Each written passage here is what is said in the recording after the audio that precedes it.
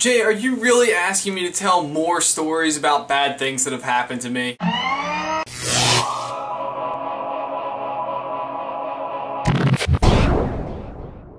Fortunately, there's at least one more. Jay, for some unexplained reason, in middle school and the early parts of high school, I was able to attract girls. And I say unexplained reason, Jay, because I had absolutely no idea what to do. I'm relatively certain that I messed up about 3 or 4 relationships in pretty extreme fashion. But after you've done things wrong a few too many times, you start to learn how to do things right. And I think that's reflected in the kind of boyfriend that I am today. So to the female viewers watching this video, if there's a guy out there who's broken your heart, cut him some slack. It's not his fault that he's a moron. So Jay, needless to say, during that time I got lots of criticism on how I was handling relationships. And you know what, Jay? I don't like criticism. Not that I don't think that it should exist, I just don't handle it well. So I'm not sure where it stems from, but I do know that I do not like to be criticized. And this was one of the biggest reasons why I was hesitant to start this project, Jay, because I knew somewhere, some point in time, somebody was going to say something negative and it was going to bum me out. Because let's face it, some of the greatest vloggers out there get more dislikes on their videos than we even get views on ours. There are just too many people out there for your product to please everyone. Because I'm willing to bet, Jay, that even if somebody developed the cure for cancer and instead of making a fortune off the patent on it, just released the formula to the medical community, someone would still have a problem with the way he handled that situation. But Jay, to be honest, the reason I decided to talk about criticism today is from a comment that I received yesterday that really got me thinking. Ben, some constructive criticism for you. I recommend Hank Green's video, How to Vlog.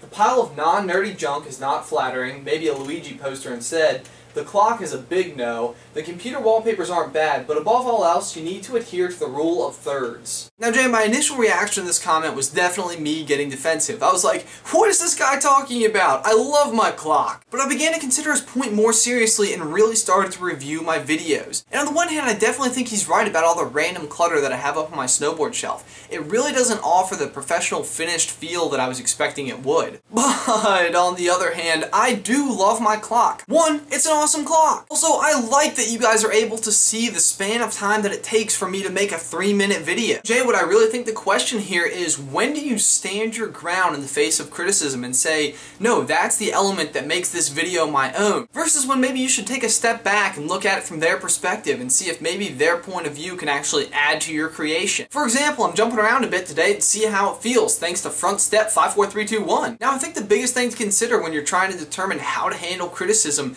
is the source. Who is criticizing you and are they qualified to do it? And the hard part with YouTube is it's not easy to figure out the qualifications of your criticizer. And that's hard for me as someone who doesn't handle criticism well, and especially in a situation where I'm not my most confident.